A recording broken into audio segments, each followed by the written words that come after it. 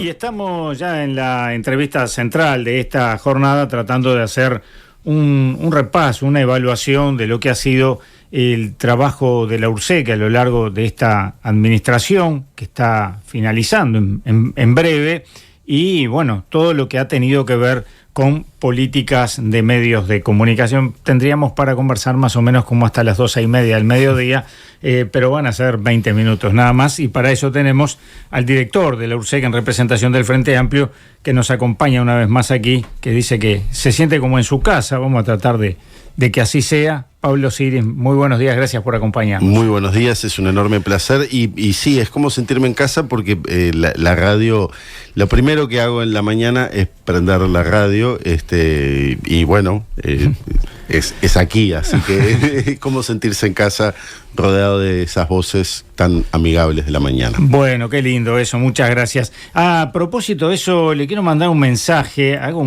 como un breve paréntesis allí, porque Marcela nos escribía, hay tantos mensajes, claro, que quedó en deuda, ¿no? Pero dice, aquí estoy, escuchando en el 175 rumbo a la capital. El bus es 591 y también va sintonizando M24, nos dice Marcela, que viene desde Las Piedras, o venía, no sé, capaz que ya llegó, así que bueno, a Marcela y al conductor que nos está sintonizando también, muchas gracias. Siempre decimos que sea un volumen razonable, que quienes no nos quieren escuchar no nos escuchen, ¿no?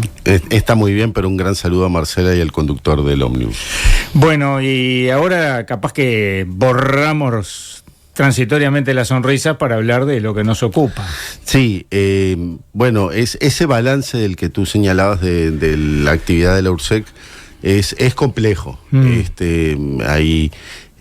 La URSEC se encarga, además de la regulación de los servicios de comunicación audiovisual, de los servicios de telecomunicaciones, y se encarga también de la regulación de los servicios postales. Son ya de por sí 3 temas muy importantes, muy abarcadores de una cantidad de áreas muy significativas del quehacer social, político y económico del país. Tú lo has mencionado otras veces y yo tiendo a los servicios postales dejarlos casi en el olvido. No, y son muy importantes. Yo vengo de participar en El Salvador de la reunión del Consejo Ejecutivo y Consultivo de la Unión Postal de las Américas, España y Portugal, y la tendencia que tienen los correos públicos de toda Iberoamérica es la de convertirse en el gran operador logístico de los estados de los respectivos países, donde incluso se toma como ejemplo a nuestro país por el desarrollo que ha hecho por ejemplo, de la entrega de las computadoras del Plan Ceibal, por el envío de las caravanas a los productores agropecuarios para la trazabilidad del ganado, por el envío de las muestras genéticas de los niños recién nacidos para permitir realizar exámenes para detectar y corregir una cantidad de patologías muy importantes. En fin, hay lo que implicó, por supuesto, para el correo uruguayo todo el trabajo en el entorno de la pandemia. En fin, el Estado, los correos públicos tienen esa posibilidad, tienen además una responsabilidad muy importante, que es la de cumplir con el servicio postal universal, que debe garantizar que en las poblaciones de más de 500 habitantes, y por supuesto desearíamos que en todas, pero por lo menos en las de más de 500 habitantes, lleguen los envíos postales con determinadas, con estándares de calidad y de tiempo. Y cuando hablamos de envíos postales tendemos a pensar en la carta que nos mandaban las abuelas o las tías, o que mandábamos nosotros cuando éramos chicos y escribíamos a mano en aquellos sobres azules, pero en realidad se trata de un servicio que ha evolucionado con la nueva economía digital, que la economía digital en algún momento termina en alguien enviándole algo a algún lugar a otra persona. Entonces, esos servicios postales han tendido a reconvertirse de esa manera, y eso es muy importante. Pero además en este periodo se le asignaron a la URSEC competencias que nosotros entendemos que no le corresponden, que lo que hacen es distraer sus obligaciones limitar sus capacidades de efectivamente controlar, fiscalizar y regular a estos servicios que son tan importantes y que entendemos que que deberían o bien estar en otras áreas del Estado o bien que no tienen demasiado sentido. Por ejemplo, a la URSEC le corresponde la sanción de las personas que hacen llamadas jocosas, falsas o irregulares al servicio 911. Y nosotros entendemos que el Ministerio del Interior estaría perfectamente facultado para hacer esto. Entendemos también que habría que revisar este tema de la sanción pecuniaria. ¿Eso fue derivado a la URSEC desde el Ministerio del Interior? Exactamente. El Parlamento votó en una de las rendiciones de cuentas, si no me equivoco fue en la de 2022, que la sanción, no la fiscalización, sino exclusivamente la sanción, pasara a la URSEC, y la URSEC luego debe vertirle esos fondos al Ministerio del Interior, al Centro de Comando Unificado del Ministerio del Interior, y nosotros entendemos que ese es el organismo adecuado para esta tarea. La URSEC debe distraer una cantidad muy importante de sus recursos para esto, y además hemos tenido enormes dificultades incluso para notificar. Hay cientos de personas que tienen una sanción porque un hijo, un sobrino, un nieto o una persona con discapacidad, alguna persona ha realizado llamadas al 911 de manera falsa, jocosa, irregular, etcétera. Y bueno, la mayor parte de la gente que tiene esas sanciones ni siquiera sabe que tiene esas sanciones. Se va a enterar el día que tenga que hacer una operación bancaria, financiera, y se encuentre con que está en el clearing de informes con una multa de 10 unidades ajustables, nada menos. O sea, un salario mínimo prácticamente. Pero ¿y a la URSEC qué le queda? Porque hace el trabajo, pero destina recursos, pero los recursos generados por eso van al Ministerio del Interior. Exacto, no le queda absolutamente nada. También la URSEC se encarga de las sanciones por el incumplimiento al registro No Llame, que uno entiende que es muy correcto, al igual que en otras decisiones que se adoptan en el Estado. Es muy correcto que la gente pueda decidir si quiere o no quiere recibir ofertas telefónicas, pero bueno, luego a la URSEC le corresponde procesar todas esas denuncias del registro No Llame, y nuevamente una importante cantidad de los recursos humanos de la URSEC se destinan al procesamiento de estas denuncias en el registro No Llame, que además en la mayor parte de los casos terminan en nada o en sanciones muy pequeñitas. Entonces, bueno, parece no tener demasiado sentido nuevamente manejar este tipo de cosas. ¿Quién debería administrar eso? ¿Ante él? Yo entiendo que le correspondería a la Unidad de Protección y Regulación Regulación y Control de Datos Personales, que es una unidad reguladora creada precisamente a efectos de que la privacidad y los datos personales de los individuos estén protegidos, y bueno, correspondería que estuviera en ese ámbito. A la URSEC le toca también encargarse del control de la publicidad oficial, resuelto en el Parlamento, para garantizar que esta publicidad oficial llegue a los medios del interior.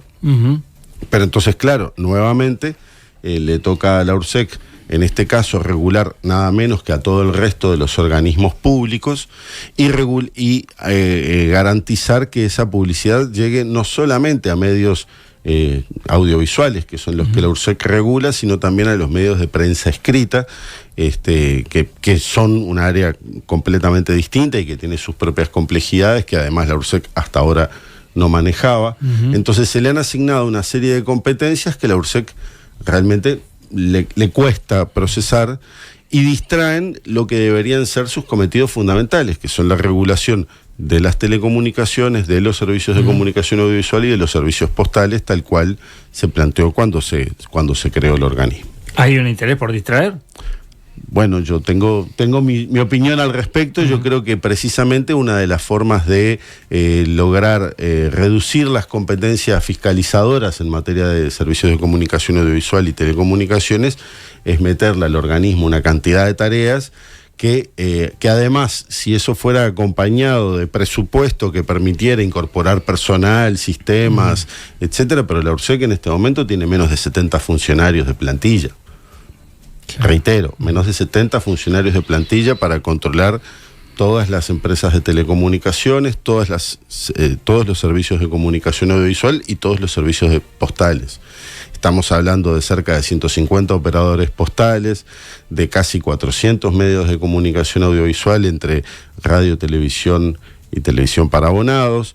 Estamos hablando de telecomunicaciones satelitales, móviles, fijas, redes de fibra óptica, etcétera. Y bueno, insisto, con una plantilla de menos de 70 funcionarios. ¿Y el control cómo se hace? ¿En realidad? El control no, los controles, ¿no? Debía decir. Los controles que deberían hacerse por ley, en realidad prácticamente no se están haciendo. No estamos controlando los porcentajes de música nacional, no estamos controlando los controles de tandas, la regulación a partir nuevamente de un decreto del Poder Ejecutivo. La regulación del control de tanda se ha hecho de manera tan laxa que en definitiva cuando llegan expedientes de control de tandas, que son muy poquitos, nuevamente estamos hablando de 3 URs que se le ponen a un medio, porque es muy difícil pasarte del límite de tandas cuando tenés unos márgenes tan amplios, o sea, porque la ley dice, tanto la ley 19.307 como la nueva ley, la 20.383, que es la nueva ley de medios, hablan de 15 minutos de tanda, pero luego te ponen un margen de 20 minutos si estás en un medio del interior. O sea, esos 15 llevan a 20 si estás en un medio del interior. Esos 15 tienen una tolerancia de 1 minuto si en cada tanda. Si estás en vivo son de 2 minutos, y esos márgenes de 1 y 2 minutos, si estás en el interior, se convierten en 2 y 4.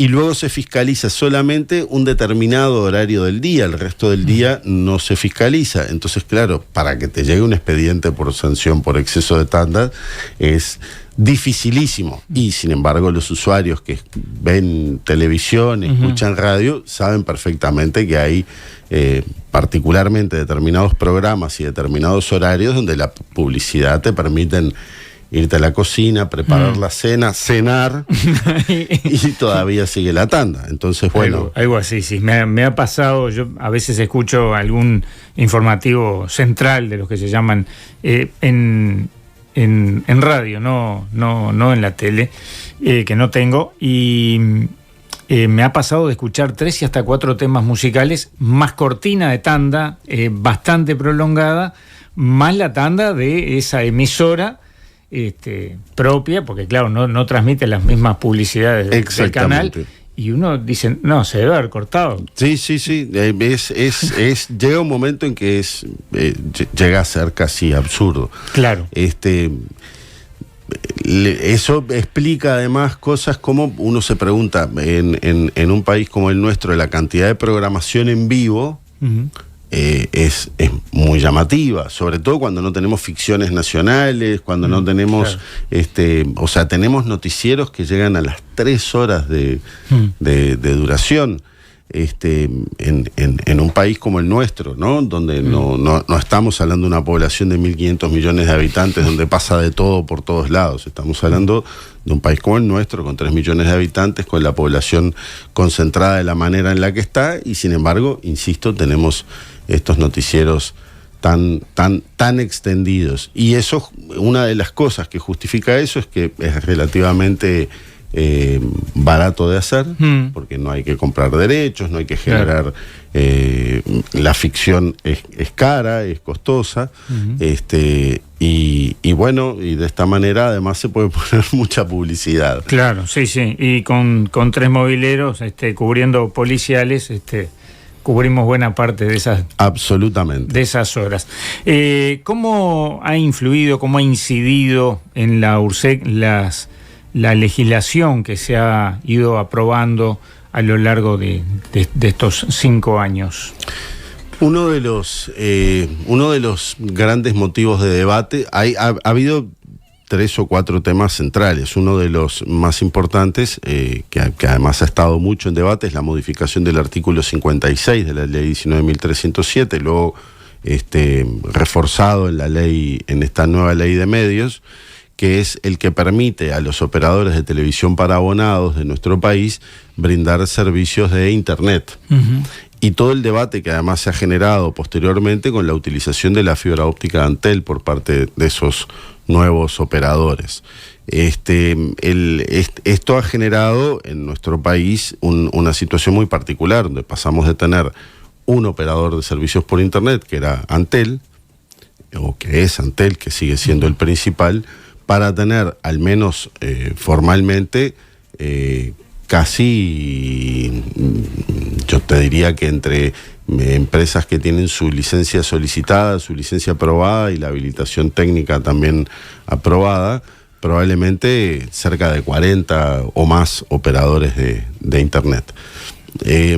Hasta ahora, de acuerdo al último informe de servicios de telecomunicaciones que hace la URSEC semestralmente, la gente, por supuesto, se mantiene en el operador de telecomunicaciones de la empresa estatal de telecomunicaciones, pero ciertamente pasamos a tener una cantidad de operadores que empiezan a disputar ese espacio del mercado, ¿verdad? Entonces, bueno, eso generará, hay que ver cómo asume la política de telecomunicaciones del nuevo gobierno, porque la Unidad Reguladora de Servicios de Comunicaciones regula en función de la política de telecomunicaciones que define el gobierno, cómo se va a resolver esta situación o cómo se va a seguir procesando este tema, pero es un tema que tiene determinados niveles de complejidad, porque en una de las cosas que han planteado determinados operadores, particularmente del interior del país, es que eso es lo único que les permitiría sobrevivir. Sin embargo, lo que uno ve luego es que las grandes inversiones que están planteadas y las grandes operaciones que están planteadas no son en las pequeñas localidades del interior, sino por parte del consorcio de los 3 grandes medios de comunicación de Montevideo, de los 3 grandes canales. Entonces, que además generaron otra empresa para ofrecer servicios de Internet. Sí, generaron un consorcio para trabajar de manera conjunta, y una empresa que se va a encargar del tendido de la red de fibra óptica, que se llama Uniored, que digamos sería una suerte de hermana de Equital, por todos conocida, porque es la empresa que en realidad no solo hizo todo el cableado de Montevideo, sino que además es la quien compra y vende la programación de las grandes cadenas de cable internacionales. Por aquí la audiencia, que siempre es muy activa, dice: ¿qué va a pasar con los regalos a Telefónica? Otro dice: millones y millones de regalos a esa empresa. ¿Es así? Nosotros hemos tenido fuertes debates en relación particularmente a las renovaciones por las licencias de espectro radioeléctrico, que es probablemente a lo que refiere este usuario o usuaria, que es que se renovaron las licencias para operar en determinadas frecuencias a Telefónica por un precio que por decreto del Poder Ejecutivo se determinó que fuera el mismo precio, en las mismas condiciones técnicas y por el mismo periodo que el que fue otorgado originalmente. De forma tal que la empresa Telefónica renovó o está renovando las licencias obtenidas, el espectro obtenido para operar en determinadas franjas de espectro, por los mismos precios que había pagado originalmente. Estos precios tenían, por supuesto, que están relacionados íntimamente a qué se puede hacer con el espectro. Hace 30 años atrás, lo que uno podía hacer con el espectro radioeléctrico era hacer llamadas de teléfono y eventualmente enviar un mensaje de texto. 30 años atrás estamos hablando. Hoy, por supuesto, que esos en realidad son los servicios menos rentables de las empresas de telefonía móvil. Hoy estamos hablando de la infinita posibilidades que nos ofrecen los datos, que nos ofrecen además las nuevas velocidades de conexión, que hacen que incluso a veces sea más rápido conectarnos a través del teléfono que del internet domiciliario, y por supuesto la cantidad de posibilidades que nos ofrece Internet en nuestro país, donde además Internet es ubicuo, ¿no? O sea, en cualquier lugar del territorio nos podemos conectar a la máxima velocidad sin ninguna dificultad. Obviamente el precio del espectro nosotros entendemos que no debería ser el mismo, que no puede ser el mismo, que no es el mismo. Entonces una renovación de esas características ciertamente parece no adecuada. De todas maneras, esas frecuencias ya fueron renovadas a lo largo de esta administración. Quedan algunas poquitas para renovar. ¿Por cuánto tiempo? Por 30 años. Quedan algunas poquitas para renovar el año que viene, en el periodo que viene. Y bueno, tocará allí analizar cómo se maneja esto. Nosotros entendemos que la forma de renovar espectro, como plantea la Unión Internacional de Telecomunicaciones, como plantean los estándares internacionales en la materia, debe ser siempre a través de procedimientos competitivos.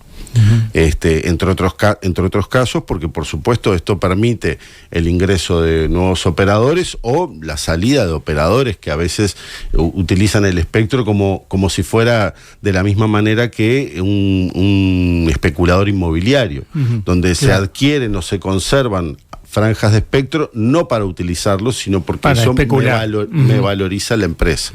Entonces, bueno, entendemos que esto debe manejarse de otra manera y requerirá un estudio por parte de la administración. Unos compran ladrillos, otros compran espectros. Ahora, en los ladrillos no, pero en los espectros, ¿podemos decir que está en juego de alguna manera la soberanía de nuestro país? Siempre el espectro radioeléctrico, aunque no lo veamos, nos rodea y es parte de, por supuesto, el desarrollo soberano del territorio. La utilización del espectro radioeléctrico, así como la utilización del espacio ultraterreno, o sea, como los mares territoriales. Exactamente. Suelen ser para la gente algo que como no es tangible, como no lo podemos tocar, ni medir, ni ver, ni en realidad sabemos mucho que pasa por allí, nos parece que es o que no existe o que es cosa de otros. Sin embargo, es parte del desarrollo soberano. De hecho, hay una política de fronteras en materia del espectro radioeléctrico para evitar tanto que desde nuestras fronteras se llegue a otros territorios, como que desde de otros territorios se invada el espectro radioeléctrico de nuestro país. Esto no quiere decir, por supuesto, que en las fronteras o en las carreteras no escuchemos radios de otros lugares. Claro. Lo que no debería suceder es que esas radios de otros lugares interfieran con las radios de nuestro territorio nacional. Eso es parte, insisto, del desarrollo soberano de nuestro país, y además su utilización hace también a la presencia del Estado en el territorio. O sea, si nosotros tenemos una población, por ejemplo, en una zona X de nuestro territorio que no está cubierta por ningún servicio de comunicación audiovisual, por ninguna radio, por ninguna televisora, por ninguna empresa de televisión para abonados, por ninguna empresa de telecomunicaciones, es muy probable que nosotros tengamos una población que, al estar incomunicada, no pueda saber desde servicios que el Estado tiene para esa zona, alertarlo de emergencias, alertarlo de situaciones, por ejemplo, climáticas, que en estos días hemos tenido una cantidad enorme de alertas. Y entonces el control soberano del territorio o la presencia del Estado en el territorio también tiene que ver con la utilización del espectro radioeléctrico, y es fundamental. Ya finalizando, porque el tiempo se nos fue muy, muy rápido, con respecto a todos estos temas, ¿cómo podríamos, como ciudadanos y ciudadanas, defender ese espacio soberano de las comunicaciones? Nuestro país, en primer lugar, tendemos a pensar en las telecomunicaciones y en los medios de comunicación audiovisual como mercados solamente. Lo primero es incorporar la perspectiva de derechos. Yo tengo derecho a acceder a las telecomunicaciones. Yo tengo derecho a acceder a los servicios de comunicación audiovisual. Yo tengo derecho a recibir información, pero también a producirla. Entonces, ¿qué es lo que debemos hacer? Primero, lo que nuestro país ha laudado ya desde hace 200 años y ratificado de manera... 200 no, hace 100 años y ratificado de manera permanente a lo largo de este periodo, que es que los derechos humanos en nuestro país se garantizan a través de servicios públicos regulados por el Estado y brindados principalmente por organismos públicos, por empresas públicas. Así tenemos la educación pública, la salud pública, tenemos la empresa estatal de telecomunicaciones, la empresa estatal de electricidad, la empresa estatal de aguas, el correo uruguayo, etcétera, la empresa estatal de combustibles, etcétera. Que puede haber otros operadores, por supuesto, pero nuestro principal objeto de defensa de esa soberanía, de defensa de nuestros derechos, de defensa de las capacidades del Estado para contribuir a mejorar las condiciones de vida de la población, es esa defensa de las empresas públicas, de las instituciones públicas. Eso en primer lugar. En segundo lugar, exigiéndole al Estado que nos brinde la posibilidad de generar servicios de radiodifusión comunitaria, comerciales, académicas, universitarias, departamentales, municipales, que permitan a la población acceder y producir contenidos, producir información, producir, no solo ser un consumidor de medios, sino también un productor. Este concepto que se utiliza mucho en el cooperativismo, que es el de prosumidor, ¿no? Productor, consumidor, generador de economía y de sociedad. Los medios de comunicación además contribuyen al fortalecimiento de la democracia. El periodismo contribuye al fortalecimiento de la democracia. La diversidad de voces en el espectro radioeléctrico contribuyen a la defensa de la democracia y a la construcción de una sociedad cada vez más igualitaria, cada vez más democrática, cada vez más transparente, más horizontal, y esa debería ser una de las cosas en las que debería enfocarse, por supuesto, un gobierno de izquierda, pero sobre todo un gobierno que defienda el acceso democrático de toda la sociedad a todos los derechos y que los garantice estos a todos y todas. Bueno, no voy a hacer la pregunta de si hay expectativas de trabajar en la próxima administración en esta misma área, porque asumo que sí, pero que todavía eso no está resuelto. No está resuelto. Yo siempre le digo a mis compañeros, a quienes me preguntan esto, que para mí ha sido el más alto honor que me pudiera tocar el participar en representar al Frente Amplio en este lugar y en este momento tan particular.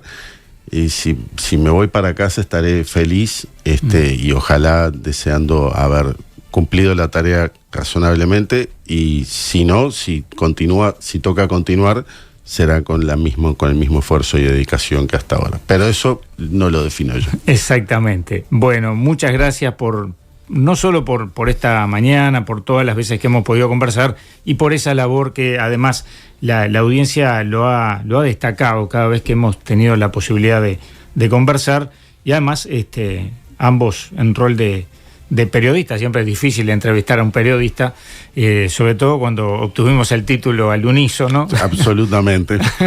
Eso es también un motivo de orgullo, haber obtenido esa certificación que nos han dado nuestros pares. Bueno, a mí me llena también de orgullo, así que... Y es compartido, sabemos que es así para ambos y para el resto de los compañeros y compañeras que estuvieron en esa instancia. Pablo, muchas gracias. Seguramente nos vamos a reencontrar, como me gusta decir, mucho más temprano que tarde. Así será, así será. Fuerte abrazo.